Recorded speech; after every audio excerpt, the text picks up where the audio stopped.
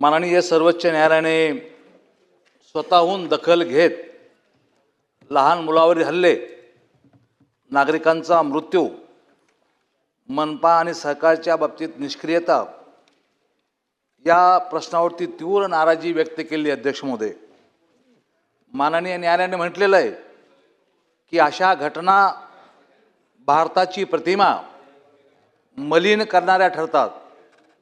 तरीही नगरपालिका मनपाचं प्रशासन हे झोपलेलं आहे।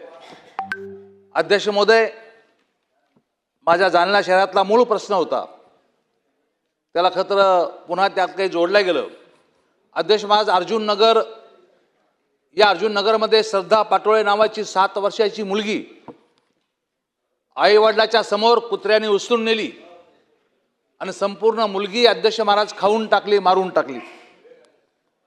मावली नगरमध्ये परी गोसावी ही 3 वर्षाची मुलगी अध्यक्ष महाराज, हिलाही कुत्र्याने उचललं आणि तिला मारून टाकलं। अध्यक्ष महोदय, चंदनझिरामध्ये गौरव खरात या 4 वर्षाच्या मुलाला याचे लचके तोडले। अध्यक्ष महाराज, मुलंच काय अध्यक्ष महाराज, पण पोलीस सुद्धा सुरक्षित नाही।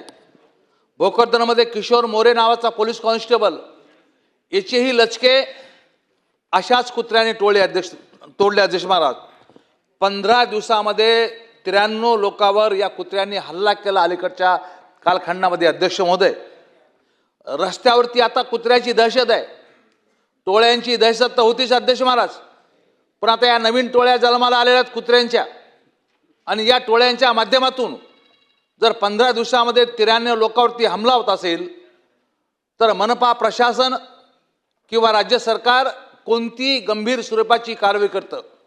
अजून कोणी सांगायचं राहिलं अध्यक्ष महाराज तुम्हाला? सर्वोच्च न्यायालय, या देशाचं सर्वोच्च न्यायालय तुम्हाला सांगतं की याचं निर्बीजीकरण करा, यांना शेल्टर हाऊसमध्ये ठेवा। मला धन्यवाद द्यायचे आमच्या जिल्हाधिकाऱ्याला की त्यांनी हा प्रयत्न आपल्या स्वतःच्या पातळीवर, अमिषा मित्तलने हा प्रयत्न आपल्या पातळीवर केला। आता आमच्या नवीन आयुक्त शर्मा यामध्ये प्रयत्न या ठिकाणी करतात। अध्यक्ष महाराज, 25 संघटनांनी निवेदन दिलेले आहेत की अशा प्रकारच्या या टोळ्या उद्ध्वस्त केल्या पाहिजे कुत्र्यांच्या।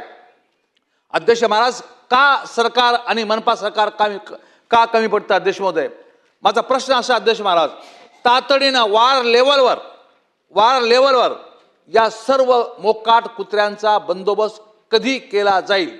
या टोळ्या नेस्तानाबूत केल्या जाईल का? त्यांचं निर्बीजीकरण असेल किंवा त्यांचं शेल्टरमध्ये ठेवणं असेल, यासाठी जो काय निधी मनपाला लागेल तो निधी राज्य सरकारच्या वतीनं पुरवला जाईल का? आणि कुत्र्यांचा बंदोबस्त या ठिकाणी केला जाईल का?